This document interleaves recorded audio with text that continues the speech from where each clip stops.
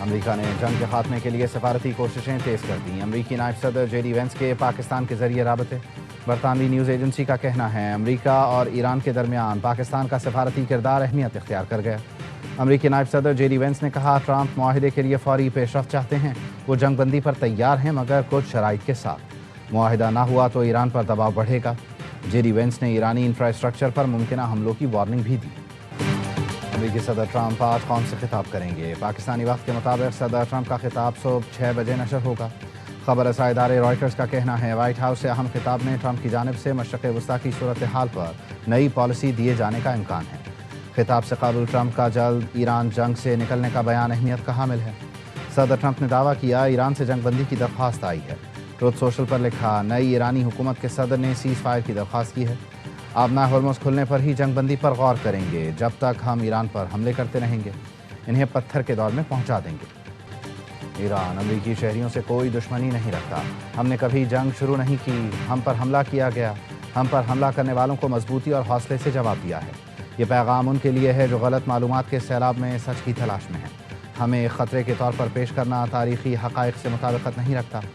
ایرانی عوام امریکہ، یورپ، پڑوسیوں سمیت کسی قوم سے دشمنی نہیں رکھتے۔ ہم جو کچھ کر رہے ہیں وہ اپنے دفاع کے جائز حق پر مبنی رد عمل ہے۔ ہم جو کچھ کر رہے ہیں یہ جارحیت نہیں بلکہ اپنا حق دفاع استعمال کر رہے ہیں۔ ایران کو خطرہ بنا کر پیش کرنا تاریخی حقائق کے برعکس اور سیاسی مفادات پر مبنی بیانیہ ہے۔ ایرانی صدر مسعود پزشکیان کا امریکی عوام کے نام خط۔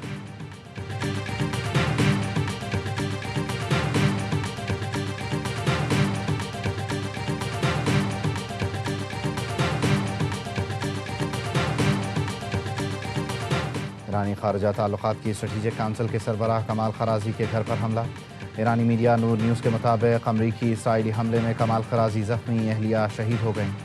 تہران میں کمال خرازی کے گھر پر امریکی اور اسرائیلی طیاروں نے حملہ کیا۔ ڈاکٹر کمال خرازی کو شدید زخمی حالت میں ہسپتال منتقل کر دیا گیا۔ نیو یارک ٹائمز کے مطابق کمال خرازی نائب صدر جے ڈی وینس سے ممکنہ ملاقات کی تیاری کر رہے تھے۔ وہ پاکستان کے ساتھ رابطہ کاری کی بھی نگرانی کر رہے تھے۔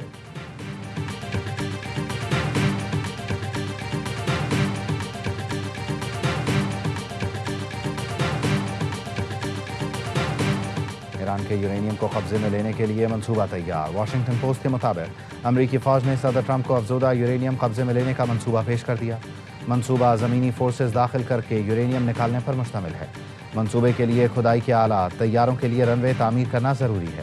منصوبے کی عملی مشکلات اور خطرات انتہائی زیادہ ہیں۔ آپریشن میں یورینیم کی محفوظ منتقلی سب سے بڑا چیلنج ہے۔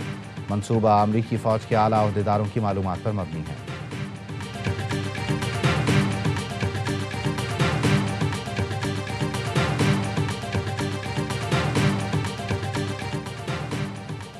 امریکی صدر کا سعودی ولی عہد محمد بن سلمان سے ٹیلی فونک رابطہ۔ مشرق وسطیٰ کی صورتحال پر گفتگو۔ امریکی میڈیا کے مطابق دونوں رہنماؤں نے ایران جنگ سے متعلق تبادلہ خیال کیا۔ ٹرمپ نے ممکنہ جنگ بندی پر ہونے والی بات چیت سے بھی آگاہ کیا۔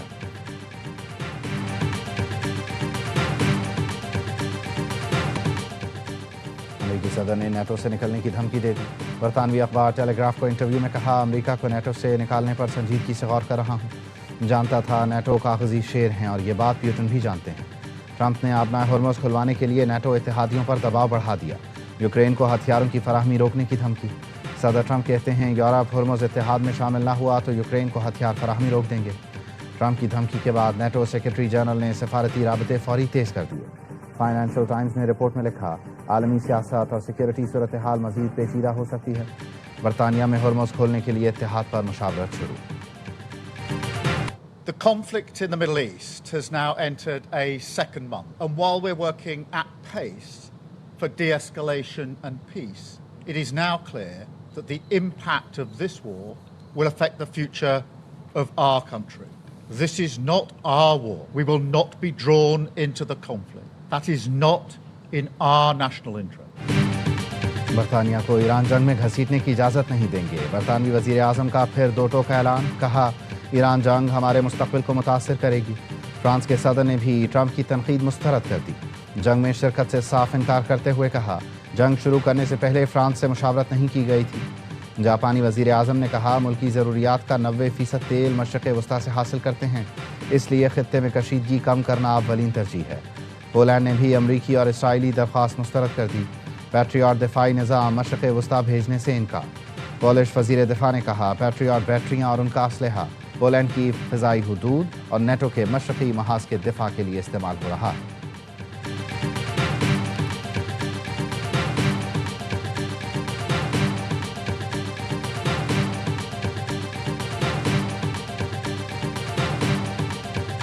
تہران میں شکریہ پاکستان کے نعرے، ریلی کے شرکاء نے پاکستان سے والہانہ محبت کا اظہار کیا۔ سبز ہلالی پرچم اٹھائے خواتین نے پاکستان سے اظہار تشکر کیا۔ بلیک کارڈز پر لکھا تھا پاکستانی عوام کی محبت ایران نہیں بھولے گا۔ رات گئے ریلی میں ایرانی صدر اور وزیر خارجہ عباس عراقچی کی بھی سرپرائز انٹری۔ عباس عراقچی نے کہا ریلی میں اپنا اور شرکاء کا حوصلہ بڑھانے آیا ہوں۔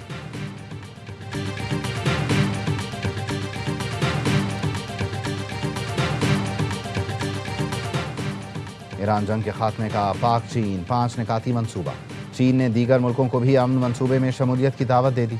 ترجمان چینی وزارت خارجہ نے کہا 5 نکاتی امن منصوبہ سب کے لیے کھلا ہے، عالمی اداروں کو بھی خوش آمدید کہیں گے۔ منصوبے میں فوری جنگ بندی، جلد امن مذاکرات کا آغاز، سویلین تنصیبات، سمندری راستوں اور اقوام متحدہ کے چارٹر کے تحفظ کو یقینی بنانا ہے۔ امن منصوبے کا اعلان بیجنگ میں پاک چین وزرائے خارجہ ملاقات کے بعد کیا گیا تھا۔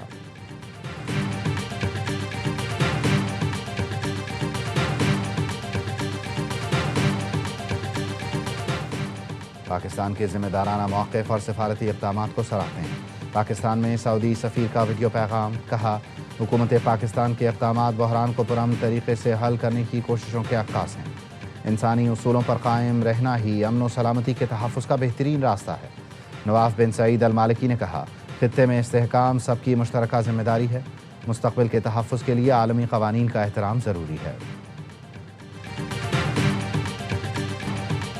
پاسداران انقلاب کی آپریشن وعدہ صادق چہارم کی 79ویں لہر یا حیدر کرار کا آغاز، اسرائیل کے مرکزی علاقوں پر میزائل حملے، پاسداران انقلاب ایران کا شمال سے جنوب تک میزائل اور ڈرون حملے جاری رکھنے کا اعلان، ایران کے خلیج میں امریکی ٹھکانوں پر تابڑ توڑ حملے، پاسداران انقلاب نے تازہ کارروائیوں میں 100 سے زائد میزائل اور ڈرونز استعمال کیے، پاسداران انقلاب نے UAE کے قریب امریکی فضائی دفاعی ریڈار سسٹم تباہ کرنے اور خلیج فارس میں اسرائیلی آئل ٹینکر کو نشانہ بنانے کا دعویٰ کیا۔ بحرین میں امریکی 5th فلیٹ کے قریب خفیہ ٹھکانے پر حملے میں کئی سینئر امریکی فوجی افسروں کے ہلاک اور زخمی ہونے کا بھی دعویٰ۔ کویت میں امریکی ہیلی کاپٹر یونٹ پر حملہ، ایک امریکی ہیلی کاپٹر تباہ ہو گیا۔ بحرین میں بھی امریکی فوج کی موجودگی والے مقامات کو نشانہ بنایا گیا۔ ایرانی میزائل نے قطر انرجی کے آئل ٹینکر کو نشانہ بنایا، حملے سے جہاز کو نقصان پہنچا۔ اسرائیلی فوج کا القدس فورس کے اہم عہدیدار مہدی وفائی کو نشانہ بنانے کا دعویٰ، گزشتہ روز محلات پر حملے میں نشانہ بنایا گیا۔ تہران پر حملوں میں حکومتی انفراسٹرکچر کو نشانہ بنایا گیا۔ بوشہر میں موسمیاتی سہولت سینٹر پر حملے میں 2 افغان ورکر زخمی ہوئے۔ اصفہان میں مبارک اسٹیل انڈسٹریز کو نشانہ بنایا گیا۔ چہار محل اور بختیاری میں اسٹیل کمپلیکس پر فضائی حملہ ہوا۔ ایران کے بھی اسرائیل پر حملے، وسطی اسرائیل میں 4 مقامات پر میزائل کے ٹکڑے گرے۔ تل ابیب میں امریکی سفارت خانے کے قریب بھی میزائل کا ملبہ گرا۔ ایران کے کلسٹر بم حملے میں 25 افراد زخمی۔ اسرائیلی وزارت صحت کا کہنا ہے 24 گھنٹوں میں 104 اسرائیلی زخمی ہوئے۔ لبنان میں حزب اللہ اور اسرائیلی فورسز میں جھڑپیں جاری، بیروت کے جنوبی علاقوں پر اسرائیلی طیاروں نے بمباری کی، 7 افراد شہید، 21 سے زائد زخمی ہو گئے۔ IDF نے اسرائیلی بحریہ کے حملے میں حزب اللہ کے اہم کمانڈر یوسف اسماعیل ہاشم کو شہید کرنے کا دعویٰ کیا۔ حزب اللہ نے القنطارہ میں اسرائیلی فوجیوں اور گاڑیوں پر راکٹ فائر کیے۔ حیفا کی ملٹری انڈسٹریز کمپنی اور صفات کے کیمپ پر بھی راکٹ داغے گئے۔ جنوبی لبنان میں اسرائیلی ڈرون مار گرایا گیا۔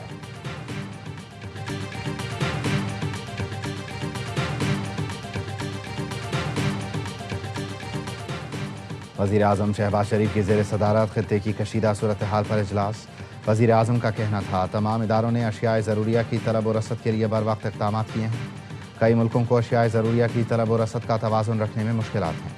پاکستان اس مشکل صورتحال کو بڑی کامیابی اور مؤثر طریقے سے حل کر رہا ہے۔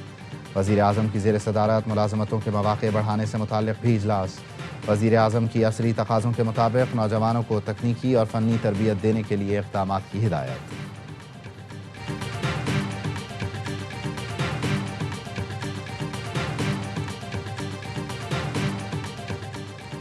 Chairman peoples party Bilawal Bhutto کی سربراہ JUI مولانا فضل الرحمان سے ان کی رہائش گاہ پر ملاقات، ملکی سیاسی صورتحال اور گلگت بلتستان کے انتخابات پر تبادلہ خیال۔ کامران مرتضیٰ نے بتایا ملاقات میں صرف باہمی دلچسپی کے امور زیر بحث آئے. ہماری دلچسپی میں 28ویں آئینی ترمیم شامل نہیں. اسپیکر قومی اسمبلی سردار ایاز صادق نے بھی آج مولانا فضل الرحمان سے ملاقات کی. جی ڈی اے رہنما راشد شاہ راشدی کی وفد کے ہمراہ مولانا فضل الرحمان سے ملاقات. اہم سیاسی امور پر گفتگو. پیر پگاڑا کا پیغام پہنچایا. ملاقات میں سندھ کی سیاسی صورتحال کا بھی جائزہ.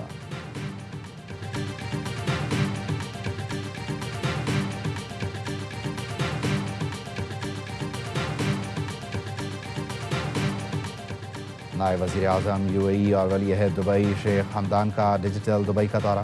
ڈیجیٹل ٹرانسفارمیشن کے اسٹرکچر منصوبوں کا جائزہ لیا.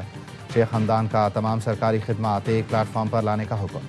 شیخ حمدان کا کہنا تھا دبئی کو اے آئی گورننس میں ورلڈ ٹاپ 10 میں شامل کریں گے. جدید ٹیکنالوجی سے معیار زندگی بہتر بنانا اولین ترجیح ہے. دبئی میڈیا آفس کے مطابق اے آئی حکومتی ماڈل معیشت میں 10 ارب درہم سے زائد کا اضافہ ہوگا.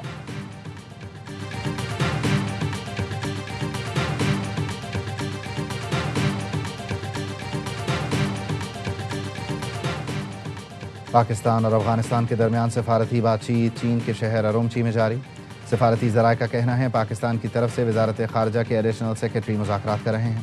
پاکستان بات چیت کے لیے تیار ہے مگر دہشت گردی کے ٹھکانوں کو نشانہ بنانے کی پالیسی تبدیل نہیں ہوگی.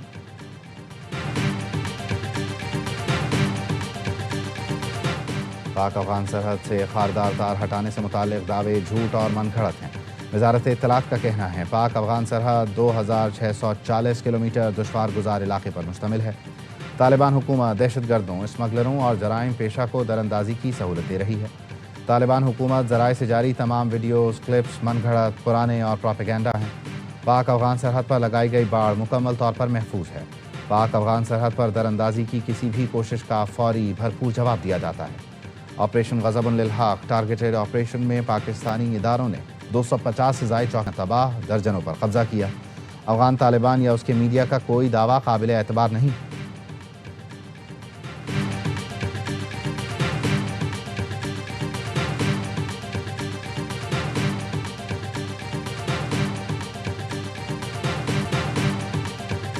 لاہور کے علاقے ڈی ایچ اے فیز 5 کے گھر میں آگ لگنے سے 2 بچے جھلس کر جاں بحق. ریسکیو اہلکار جائے حادثہ پہنچے تو دونوں بچے مردہ حالت میں ملے. جاں بحق بچوں میں 5 سال کا سعد اور 3 سال کی عریضہ شامل ہیں. ریسکیو حکام کا کہنا ہے آگ پر قابو پا لیا گیا. لاشوں کو ہسپتال منتقل کر دیا گیا. امریکی سپریم کورٹ میں پیدائشی حق شہریت کو محدود کرنے کا مقدمہ. صدر ٹرمپ مقدمے کی کارروائی کے زبانی دلائل سننے سپریم کورٹ پہنچ گئے. پیدائشی حق شہریت محدود کرنے کے صدارتی ایگزیکٹو آرڈر کو کئی امریکی تنظیموں نے عدالت میں چیلنج کر رکھا ہے. سپریم کورٹ کے باہر صدر ٹرمپ کے خلاف احتجاج. مظاہرین کا پیدائشی حق شہریت برقرار رکھنے کا مطالبہ. شمالی اور بالائی بلوچستان کے مختلف علاقوں میں بارش. موسم سرد. موسیٰ خیل، ہرنائی، لورالئی، قلعہ سیف اللہ، قلعہ عبداللہ میں بارش. نشیبی علاقے زیر آب آ گئے. بارشوں کا پانی گھروں میں داخل. ندی نالوں میں طغیانی. قلعہ عبداللہ میں مسافر وین سمیت 2 گاڑیاں سیلابی ریلے میں بہہ گئیں. گلستان ماندہ میں سیلابی ریلے میں پھنسی وین سے مسافروں کو نکال لیا گیا. ہرنائی زیارت میں شاہراہیں سیلابی ریلوں کے باعث بدستور بند. محکمہ موسمیات کی ملک بھر میں 5 اپریل تک بارشوں کی پیشگوئی. آزاد کشمیر اور بالائی علاقوں میں برف باری کا بھی امکان. کراچی سمیت سندھ کے مختلف شہروں میں کل سے گرج چمک کے ساتھ بارشیں متوقع.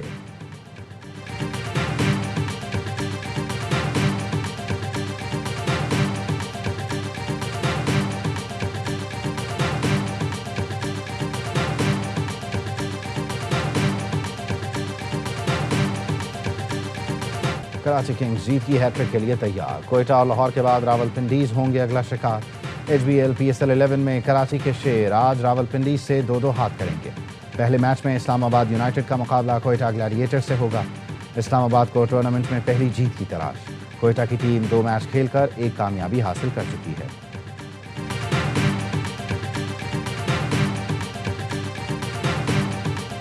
ریکارڈ ٹوٹل پر record 7 chase. H B L P S L 11 میں حیدرآباد کی ٹیم لگاتار تیسرا میچ بھی ہار گئی. ملتان سلطانز نے 6 وکٹ سے آؤٹ کلاس کیا. 226 رنز کا ریکارڈ ہدف 8 گیند پہلے آسانی سے حاصل کیا. صاحبزادہ فرحان نے رواں سیزن کی پہلی سنچری بنائی. 106 رنز کی ناقابل شکست اننگز پر میچ کے ہیرو قرار. حیدرآباد نے پہلے کھیل کر 5 وکٹ پر 225 رنز جوڑے. معاذ صداقت کے 62 اور شرجیل خان کے 51 رنز رائے گاں. میگا ایونٹ کے تمام میچ دیکھیں اے اسپورٹس پر براہ راست.